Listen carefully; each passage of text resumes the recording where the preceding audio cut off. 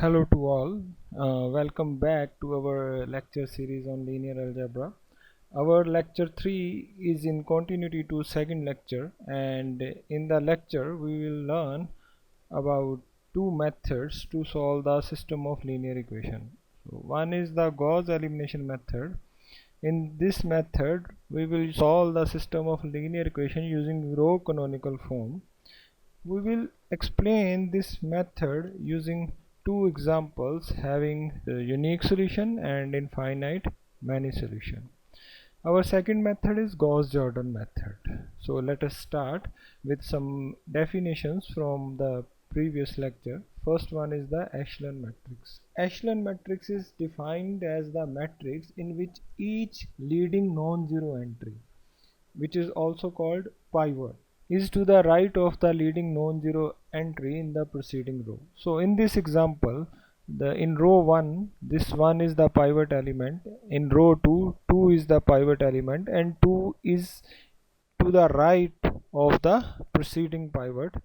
In third row, the pivot element occurs at fourth position and it is also to the right of the preceding pivot, and so on. So this matrix is called the echelon matrix. Our second definition is row canonical form. Row canonical form is also the echelon matrix, but in this echelon matrix each pivot element, leading non-zero element, is equal to 1.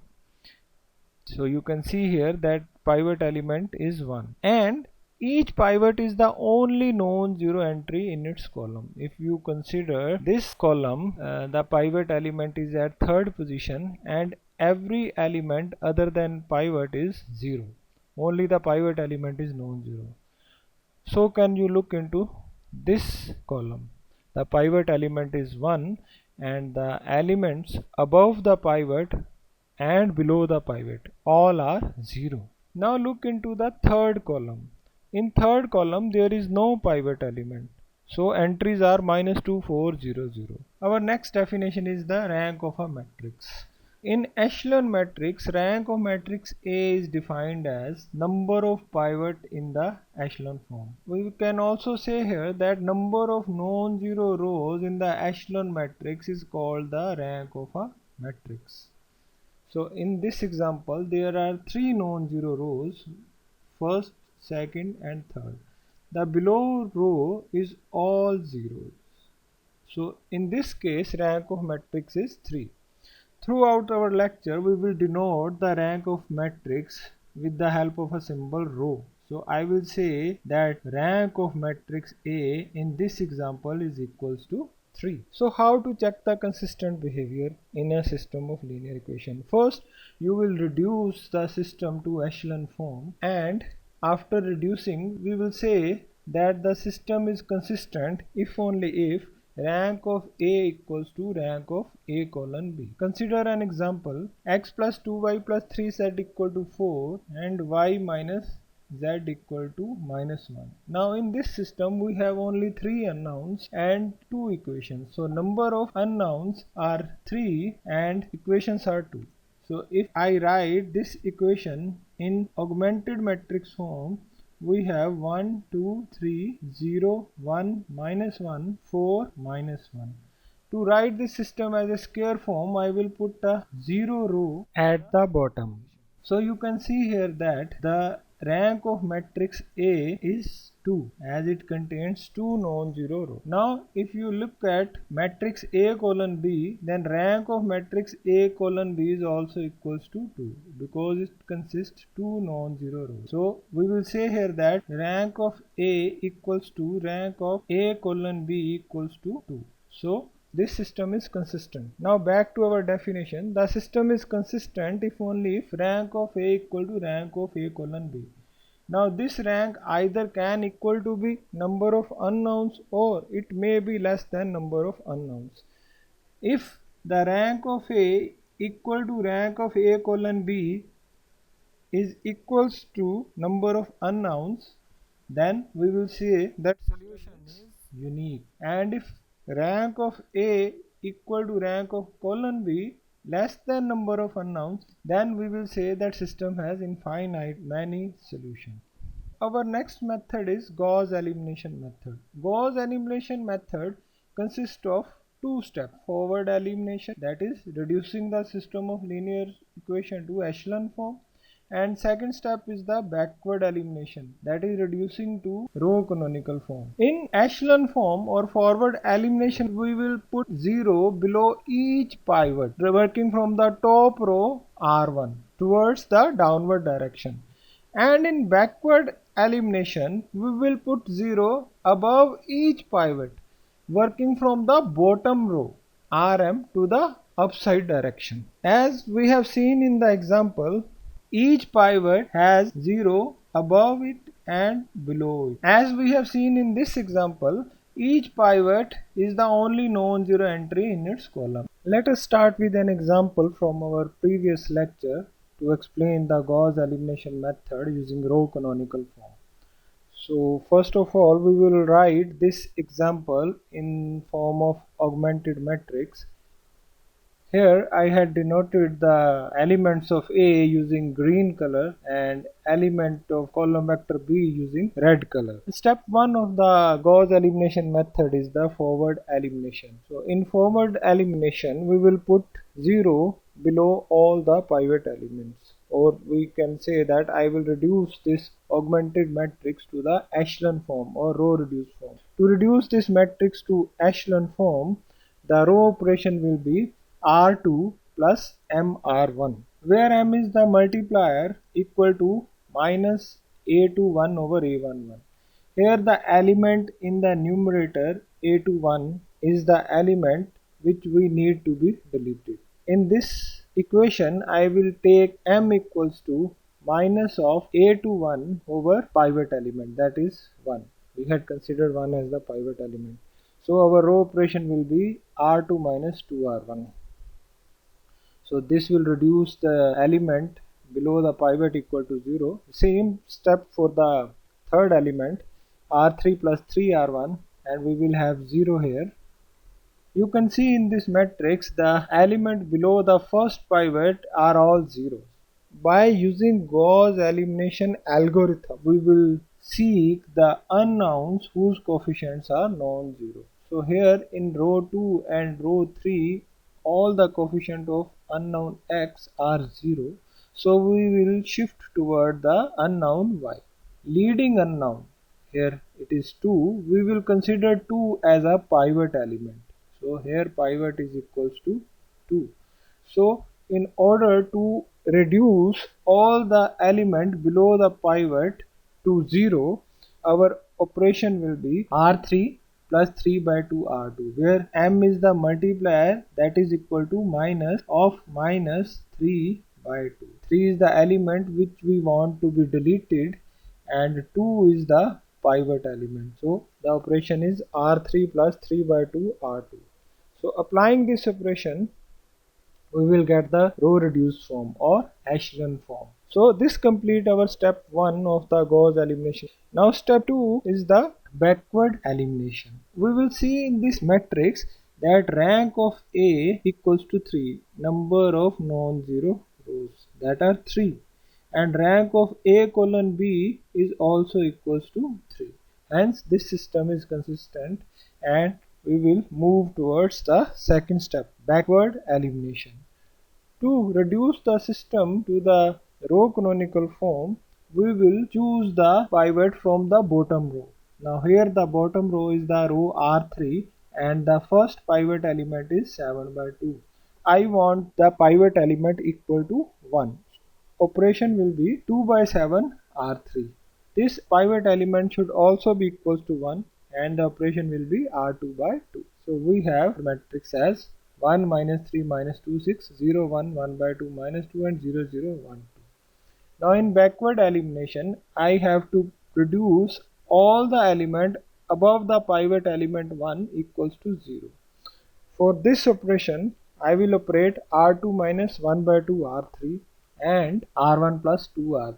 R2 minus 1 by 2 R3 will reduce this element to 0 and R1 plus 2 R3 will reduce this element to 0, and we will get this matrix. shift to the second pivot from the bottom. Second pivot is 1. Now we have to reduce all the element above this pivot to 0.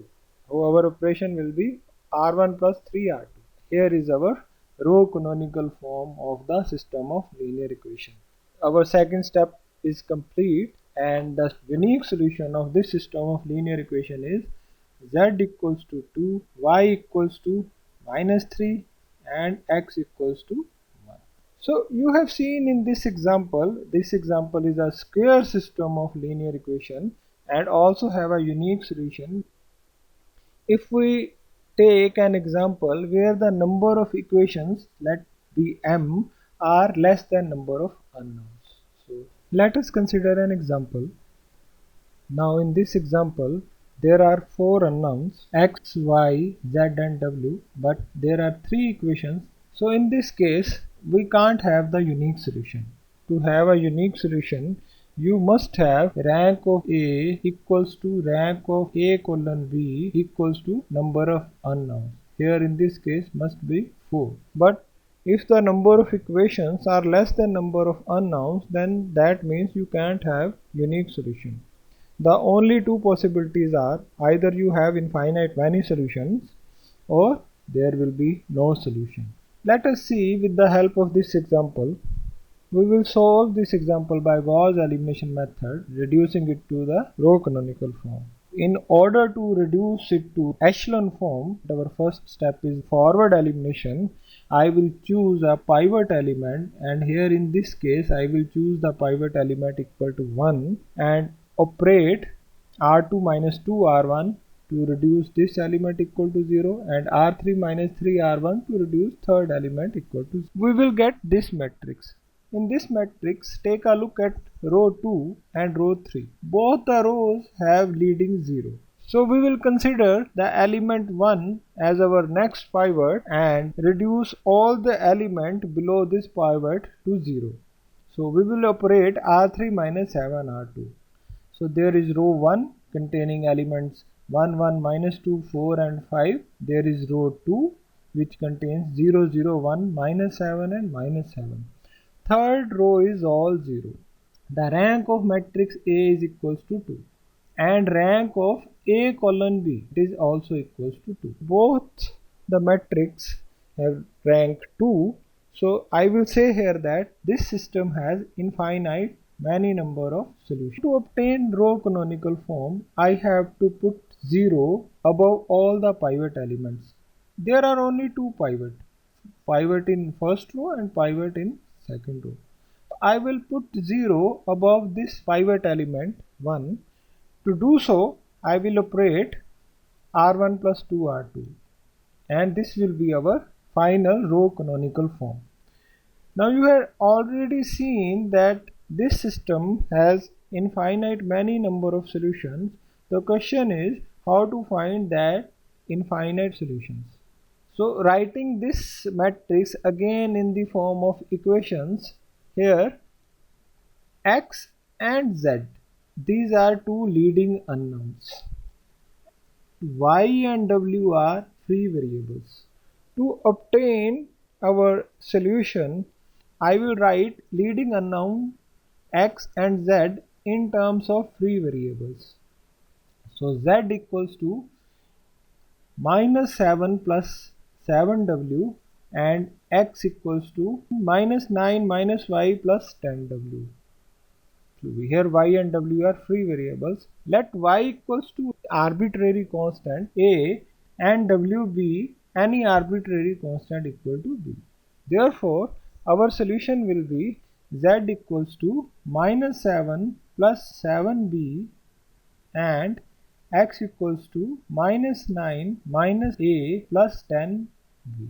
So we have our solution. As a and b are arbitrary and can have infinite many values, so x and z can have infinite many values. Our next method is Gauss-Jordan method. In Gauss-Jordan method, we also reduce the system of linear equations to the canonical form. But it is different from Gauss elimination method in a way that we put 0 both below and above each pivot as we start working from the top row R1 towards downward. Let us explain this using an example. In this example, first I will write it in the form of augmented matrix. I will operate here R2 minus 2 R1, R3 minus 3 R1 to reduce the element below pivot equals to 0. Now, in next step, I will operate 1 by 2 R2 to make this pivot equal to 1. So our equation will be 1 by 2 minus 2. Now in this Gauss-Jordan method, I will reduce the element below this pivot to 0 and element above this pivot equals to 0 in the next step. I will operate R3 plus 3 R2 or R1 plus 3 R2. So here I have 0, 0. Now this is the pivot element. I will reduce it to 1, operate 2 by 7 R3, and I will put 0 above the pivot element by operating, and this is our final canonical form. You can see z equal to 2, y equal to minus 3, x equal to 1. So you can see that in Gauss elimination method we have two steps. First forward elimination and then backward elimination to convert to row canonical form. But in Gauss-Jordan method we obtain the row canonical form by merging both backward and forward elimination in a single. This completes our today's lecture. In next lecture we will find the solution to the homogeneous system of linear equation. Thanks for listening. See you next time.